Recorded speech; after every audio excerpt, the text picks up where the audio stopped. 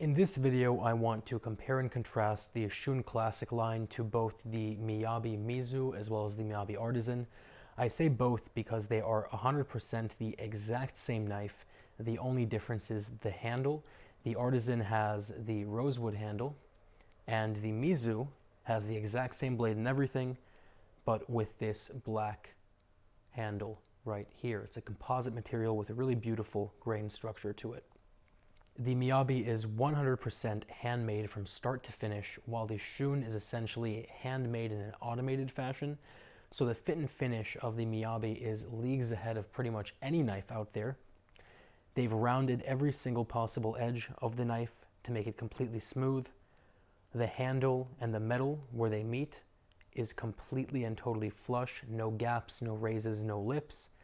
Really nice attention to detail, like having the logo stamped into the back of the handle, or actually carved into the back of the handle, as well as this really beautiful mosaic pin. It's actually about 15 to 20 individual pieces of copper, bronze, and stainless steel that have been put together to make that design and then pressed into the handle. So you can really tell that someone's put their heart and soul into making this knife. By contrast, the Shun has 90-degree angles pretty much everywhere. Nothing's really been rolled or smoothed out. And the handle is pretty flush, but there are definitely places where you can feel a lip or feel a burr, especially towards the back of the handle right there. It doesn't have things like the carved logos or any mosaic pins. It's a much more simplistic knife. The cutting cores are extremely different. The Shun uses a VG Max cutting core, which is about a 61 hardness. And by contrast, the Miyabi uses SG2, which is a powdered steel, very, very high end, and it's about a 63 hardness.